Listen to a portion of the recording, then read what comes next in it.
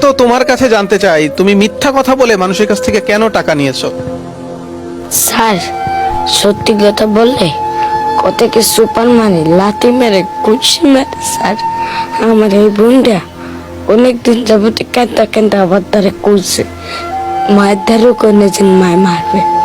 Sir ও একটা মুরগি খেতে চাইছে, একটা কানতে চাইনি, একটা হুন্ডা ড্রাইভারের দ্বারে একটা মুরগি ফেলে 10টা টাকা চাইছে, একটা সুপার মারছে। আমি সেখানে কাঁদছি স্যার, এই একটা পাশের লোকে ভিডিও করে সাইডা দিছে কাকা। আমার এই ছোট্ট বোনটার কারণে আমি মুরগিটার ফাইনে চাইছি। কাকা আমার বাপটা ভালো হইলে আমি আর নামতাম না। আর আমি সত্যি কথা বললে আমার কেউ দেয় না, আমি আমার কত নেই তুললে মূল্যেই এতেই পরিবারটা চলাই। আমরা কত টাকা কিস্তি পড়ছে, ঘর ভাড়া পড়ছে, কারেন্ট বিল পড়ছে, এই মানুষের দেওয়া লাগে দিতে আর অনেক কষ্ট আমাকে পরিবারে। আমাকে আমি একমাত্র পরিবারের সম্পদ, আর কেউ নেই। আমার একটা নানি আছে কাকা, একটা সুগন্ধ কাকা, আমার নানির এরকম হাত পা চলে না কাকা, স্ট্রোক করছে 2বার আমার নানি। ভিডিও ভাইরাল হইলো, হ্যাঁ, তুমি যে মিথ্যা কথা বলে মানুষের কাছ থেকে টাকা নিছো, এইগুলা কি আর ভবিষ্যতে করবা কি না? বা মানুষ তোমাকে এখন বেঈমান বলছে, তোমাকে প্রতারক বলছে, তুমি জুয়া খেলতেছো বলতেছে, এইটার বিষয়ে একটু বলো তো। ভাই আমি আমি জুয়াও খেলি না ভাই, আর মাদকাষ্ট আসক্ত না ভাই। আমি আমার যদি কোনো একটা খাইতে পেটে খাইতে পারি ভাই, এর একটা কোনো পুত করে দেন ভাই। ভাই আমি পেটের দেয় নামছি কালকে ভিডিওটা ভাইরাল হওয়ার পর ভাই একটা বেড়ায় আমার সরপ্রাইজ আজকে ভাই, কত মাঝে কত কথা কইছে ভাই। ভাই বাপটা যদি ভালো হইতো ভাই নামতে হইতো না ভাই, আমি এখন গরিব হয়ে নামছি। তোমার বাবা কি তোমাদের খোঁজ খবর নেয় না? না ভাই, আমার বাবা মাদকাসক্ত ভাই।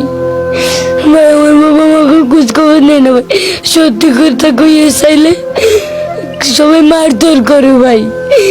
আমাকে পেটে দেয় নামছি ভাই, কেউ কোনো সময় খোঁজ নেয় নাই যে আমরা কি আগে কি মাদকাসক্ত করি নাকি না করি, আবার কি আমরা কি সত্যি কথা মাঝে মাঝে মনটায় চায় যে এই সমাজটারে পুরান জোতা দিয়া পিড়াইয়া সোজা করতে পারতাম।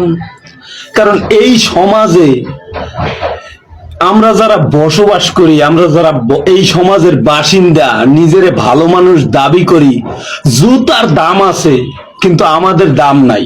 আর যে সকল ক্ষুধার্থ পেজ ইউটিউবাররা এই কুত্তাগুলাকে বলতে চাই একটা মানুষ সম্পর্কে জানিয়া বুঝা তারপর বিভ্রান্ত ছড়াইস, এই ছেলেটা টাকা তুললে ওর ফ্যামিলি চালায়, যেটা কোনো মানুষের পক্ষে শোনা সম্ভব না। তারপরেও অনেক কষ্ট নিয়ে ভিডিওটা দেখলাম আর শুনলাম। আর আমরা কি করি?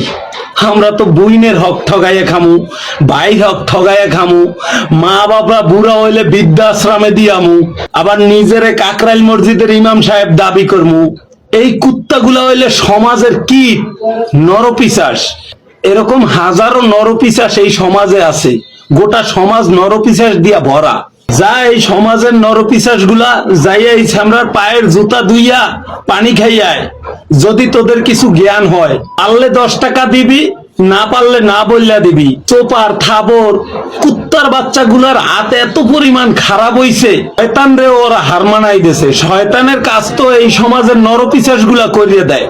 এই নাম্বারে অনেকবার যোগাযোগ করছি কিন্তু নাম্বারটা বন্ধ পাইতেছি। যদি কেউ নাম্বারটা পান দয়া করে আমার একটু দেবেন। আমি মূর্খ, ফরাজিলিটো নেতিম, কিন্তু এই ছেলেটাকে খাওয়া থাকা বাদে মাসে 15,000 টাকা বেতন দিয়ে চালানোর ক্ষমতা আল্লাহর রহমতে রাখি। ঠিকানাটা যেই জানেন আমার মেসেঞ্জারে একটু নক দিবেন। এই সমাজের নরপিশাচ গুলাকে বলতে চাই, পাড়া মহল্লার সবচাইতে খারাপ ছেলেটাকেও কোনো সময় খারাপ চোখে দেখবি না, খারাপ নজরে ভাবনা চিন্তা করবি না। সৃষ্টিকর্তা যখন মানব জাতি সৃষ্টি করছে তখন আল্লাহ পাক প্রত্যেকটা মানুষকে কিছু না কিছু ভালো গুণ তার ভিতরে দিয়ে এই দুনিয়ায় পাঠাইছে।